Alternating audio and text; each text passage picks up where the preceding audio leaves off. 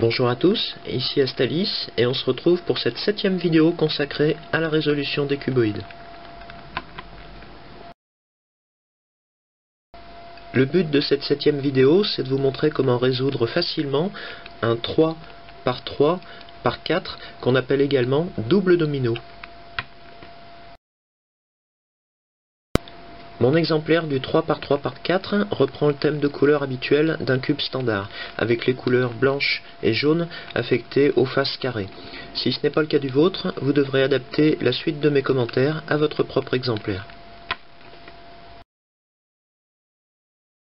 Si on considère les pièces du 3 par 3 par 4, on va retrouver, comme sur le domino, des faces supérieures et inférieures carrées, avec un centre fixe qui va imposer sa couleur à l'ensemble de la face. Si maintenant on considère une de ces faces latérales, on va trouver non pas un mais deux centres sur chacune de ces faces, et chacun de ces deux centres est mobile. Donc il faudra choisir la couleur de chaque face latérale au cours de la résolution. Du fait de leur architecture à 3 pièces dans un sens et 4 pièces dans l'autre, les 4 faces latérales du domino sont limitées à des rotations de 180 degrés, et donc le double domino est un cuboïde qui ne changera pas de forme au cours de sa résolution. Pour résoudre le double domino, on va reprendre la technique générale qu'on avait déjà vue sur le 2 par 2 par 4, c'est-à-dire qu'on cherchera d'abord à résoudre les rangées centrales et ensuite on s'occupera des deux rangées extrêmes. En fait, sur le 3 par 3 par 4, on résoudra les deux rangées centrales comme s'il s'agissait d'un domino, d'un 3 par 3 par 2, et on résoudra les deux dernières rangées comme s'il s'agissait d'un deuxième domino. Pour commencer la résolution du 3 par 3 par 4, on va d'abord s'intéresser à la rangée équatoriale inférieure et on va essayer dans cette rangée de former l'équivalent d'une croix sur le domino, c'est-à-dire une disposition particulière des 4 pièces qui sont ici des arêtes sur le domino et qui seront ici des centres sur le double domino. Mais ici, on n'a pas de facettes supplémentaires sur ces pièces pour nous guider, et en particulier pas de facettes jaunes ou blanches. Donc pour savoir comment disposer ces 4 pièces, on va se servir du thème de couleur habituel sur un cube classique. Ici par exemple, j'ai un centre vert dans la rangée équatoriale inférieure. Donc d'après le thème de couleur d'un cube classique, je devrais normalement trouver à l'opposé un centre bleu. Et à la place, je trouve ici un centre rouge. Donc pour placer un centre bleu ici, je peux remarquer qu'à la rangée du dessus, j'ai un centre bleu, et qu'en tournant simplement la face avant comme ceci, je peux mettre en place un centre bleu. Pour déterminer la couleur des deux autres centres à placer dans cette rangée équatoriale inférieure, je vais me servir ici du centre fixe de la face supérieure qui est blanc, et je me souviens que dans le thème de couleur standard, on doit trouver en particulier les couleurs bleu, blanc, rouge dans le sens contraire des aiguilles d'une montre. Donc le bleu est ici, le blanc est ici, le rouge devrait donc se trouver sur cette face dans la rangée équatoriale inférieure. Ici j'ai un centre orange et il me faut un centre rouge. Je remarque que j'ai un centre rouge dans la rangée supérieure sur la face qui est à côté. Donc il me suffit de tourner le sommet du cuboïde comme ceci et je peux redescendre ce centre rouge dans la rangée équatoriale inférieure. Il me reste maintenant à placer le dernier centre, qui serait donc un centre orange, à l'opposé du centre rouge, et je remarque que j'en ai un ici dans la rangée supérieure, que je peux placer en face, et redescendre de la même manière, en faisant pivoter la face avant. J'ai donc bien maintenant mes 4 centres en place dans la rangée équatoriale inférieure. Pour compléter cette rangée équatoriale inférieure, je dois maintenant placer les arêtes, ce qui serait l'équivalent des coins sur le domino standard. Et je vais procéder exactement de la même manière que sur le domino, en échangeant verticalement, non pas des coins ici, mais des arêtes avec la rangée supérieure, et en utilisant le même algorithme. À titre d'exemple, j'ai ici un centre bleu et ici un centre orange, donc je cherche une arête bleue et orange, qui n'est pas celle-ci puisqu'elle est mal orientée, mais qui va être l'autre variante de cette arête.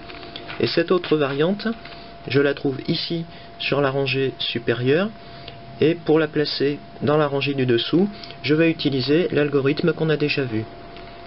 Ri, ta, doigt, par, T, R. Et je remarque que j'ai bien placé l'arête puisque j'ai correspondance de couleurs sur chacune des deux faces mitoyennes. Et je vais recommencer pour chacune des 4 arêtes de la rangée équatoriale inférieure. Une fois que la rangée équatoriale inférieure est résolue, je vais m'intéresser à la rangée du dessus. Et dans cette rangée, je vais placer d'abord les arêtes, ce qui correspond au coin sur un domino, avant de placer les centres, ce qui correspond aux arêtes sur un domino.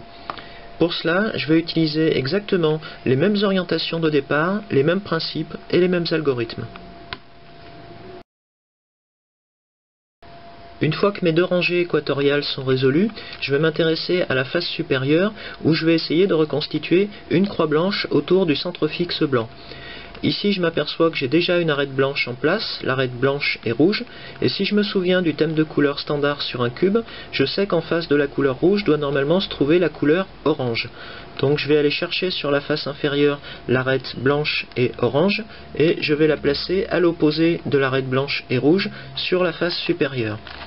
Donc si j'oriente la face inférieure comme ceci, je peux monter l'arête blanche et orange en face de l'arête blanche et rouge, et pour établir les couleurs dans les 2 rangées équatoriales, il me suffit de tourner de 90 degrés la face supérieure et de tourner à nouveau de 180 degrés la face droite. Il me reste maintenant à compléter la croix avec les 2 branches manquantes, et je peux commencer par exemple par l'arête blanche et bleue. Si je me souviens du thème de couleur d'un cube standard, je sais que je dois normalement trouver les couleurs bleu, blanc, rouge dans le sens contraire des aiguilles d'une montre. Donc en toute logique, si la facette rouge est ici, je devrais placer l'arête blanche et bleue ici, puisque j'aurai les couleurs bleu, blanc et rouge dans cet ordre, dans le sens des aiguilles d'une montre. Mais exceptionnellement, on ne va pas venir la placer ici, mais sur l'emplacement opposé du cuboïde. Donc je vais orienter le cuboïde comme ceci, et je vais venir placer l'arête blanche et bleue à cette place. Donc je monte l'arête blanche et bleue et je tourne de 180 degrés la face supérieure, ce qui me permet, en tournant de 180 degrés la face droite, de reconstituer les couleurs dans les 2 rangées équatoriales. Je me retrouve donc dans la situation où j'ai 3 arêtes blanches sur la face supérieure, dont une qui est mal placée, l'arête blanche et bleue. Pour rétablir les choses, je vais orienter le cuboïde comme ceci, avec l'arête blanche et bleue sur la droite, et je vais venir chercher l'arête blanche et verte sur la face inférieure, pour venir lui faire prendre la place de l'arête blanche et bleue. Une fois que j'ai fait ça, il me suffit de tourner de 180 degrés la face supérieure et de tourner à nouveau de 180 degrés la face droite pour venir retrouver l'ordre des couleurs tel que je devrais l'avoir pour un cube standard. J'ai donc retrouvé une croix complète sur la face supérieure, j'ai respecté l'ordre des couleurs sur les facettes latérales de cette croix et j'ai reconstitué du même coup les couleurs dans les 2 rangées équatoriales du cuboïde.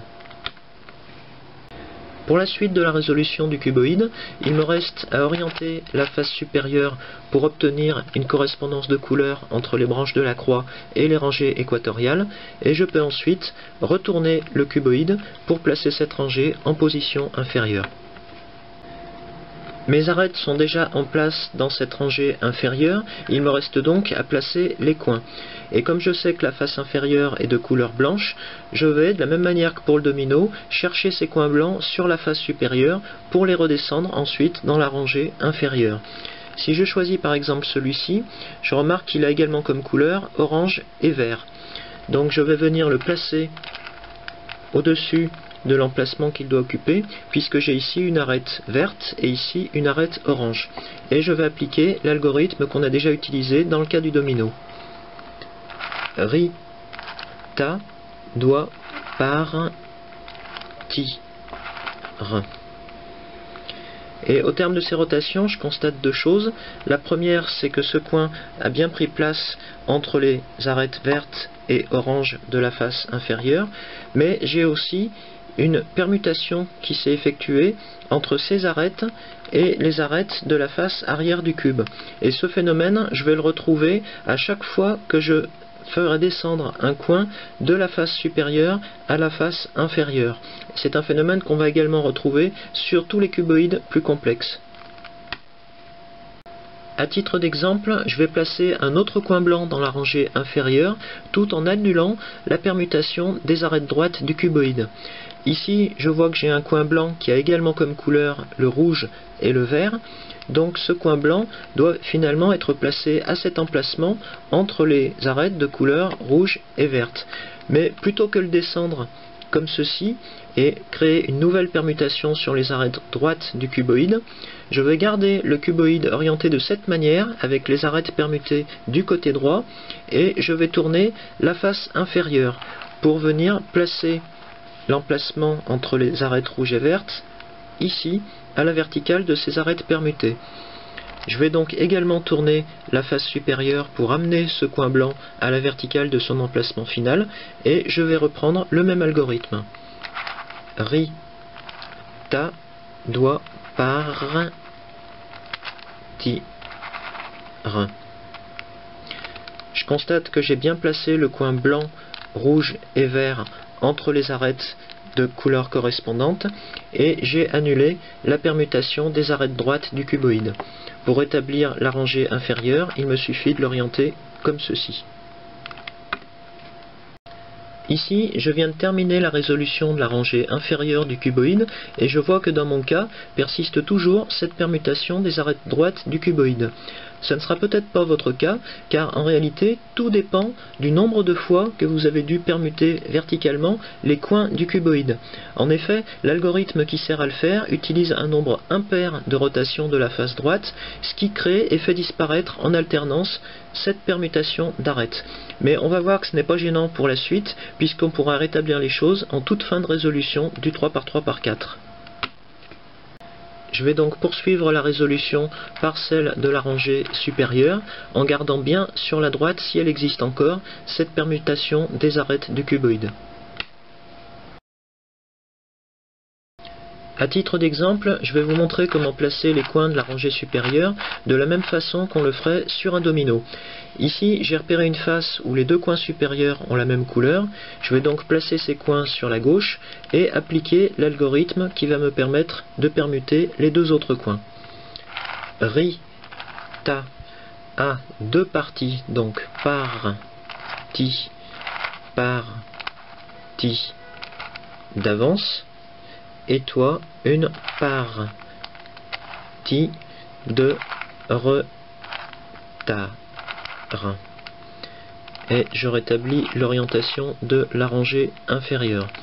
Je constate deux choses. C'est d'abord que mes coins de la rangée supérieure sont maintenant à leur place, mais que j'ai toujours la permutation des arêtes droites du cuboïde. Et cela se comprend puisque l'algorithme qui m'a servi à permuter les deux coins droits du cuboïde utilise un nombre pair de rotation de la face droite. Donc rien de changé pour l'état des arêtes droites du cuboïde, mais on va continuer la résolution en s'intéressant maintenant aux arêtes de la rangée supérieure. Ici, je vois que je pourrais par exemple permuter cette arête supérieure avec l'arête opposée, puisque cette arête orange se retrouverait sur la face orange et la compléterait.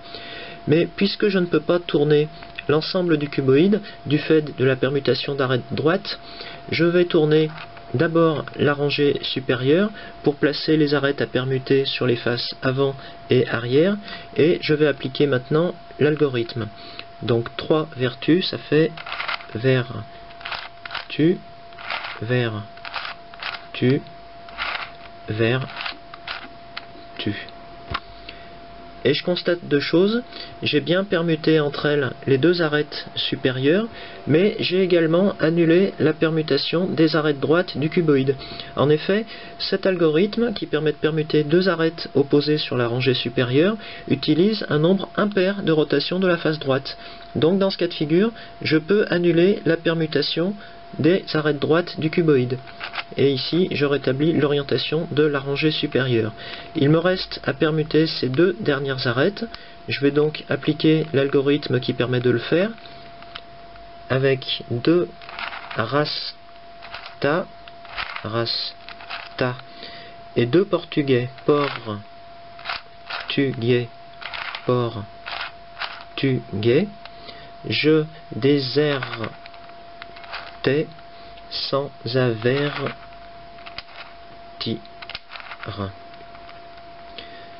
Je constate que j'ai placé les dernières arêtes de la rangée supérieure qui est résolue, mais que j'ai créé à nouveau une permutation des arêtes droites du cuboïde pour la même raison.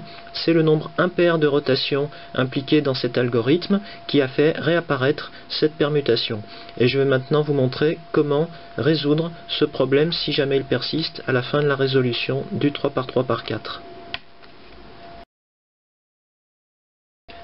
Si la permutation des arêtes droites persiste jusqu'à la fin de la résolution du cuboïde, on va orienter le 3×3×4 comme ceci, de manière à avoir les arêtes permutées sur les faces gauche et droite, et on va appliquer cet algorithme spécifique qu'on n'a pas encore vu. Des thunes, si je refais des thunes, tu feras des thunes. Et on constate qu'on a terminé la résolution du 3×3×4. Maintenant que vous savez résoudre le 3×3×4, je vous propose dans la prochaine vidéo d'ajouter un étage pour passer au 3×3×5. A tout de suite.